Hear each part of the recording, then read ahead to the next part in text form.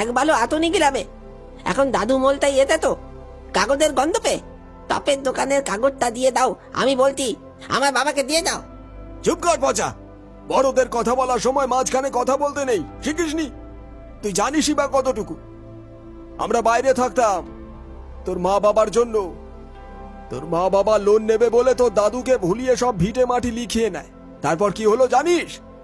তোর মা এমন অশান্তি শুরু করলো যে একদিন আমাদের ঘর থেকে তাড়িয়ে দিল।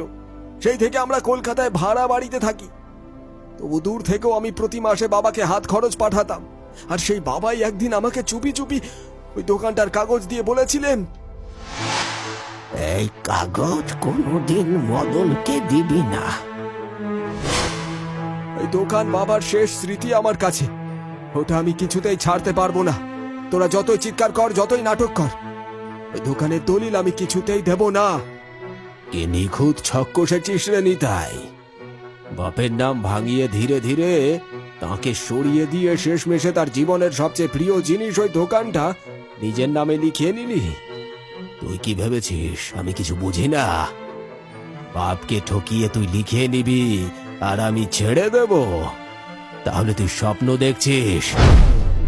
আজ 5 দিন ধরে দোকানে ঝুলছে একটা বড় তালা। দোকানটির নামই ছিল মনসারাম চকমহল। একসময় স্বর্গীয় মনসারাম পালের গড়া এই ছোট্ট ঝুপড়ি, যেটা পরবর্তীতে হয়ে উঠেছিল গ্রামের অন্যতম জমজমাট খাবারের ঠেক।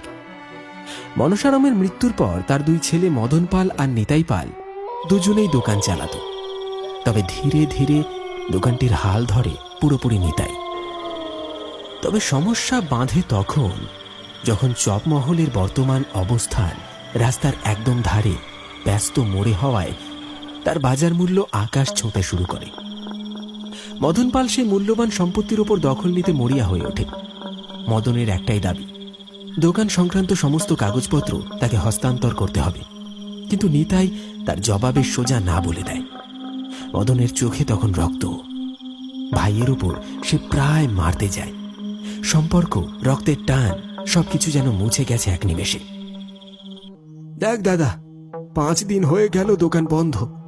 বাবার মৃত্যুর পর আমি চাই বাবার ব্যবসাটাকে আগের থেকে বড় করতে। অনেক পুরনো খদ্দের বাড়িতে গিয়ে খোঁজ নিয়ে গেছে। তুই বাবার সব ভিটে জমি নিজের নামে লিখিয়ে নিয়েছিস। আমি দোকান ঘরে থাকবো, কিন্তু বাবার দোকানটা আমি ছাড়বো না। আমি ওই দোকানটাই আবার চালু করব, ঠিক আজ সন্ধেবেলায়। না না না, ওই দোকান তুই কিছুতেই খুলতে পারবি না। ওই দোকানে আমারও ভাগ আছে। এটা শুধু তোর একা নয়। ওই দোকানের এক টুকরো ভাগও তোকে দেব না। তোর যা করার আছে করে নিস।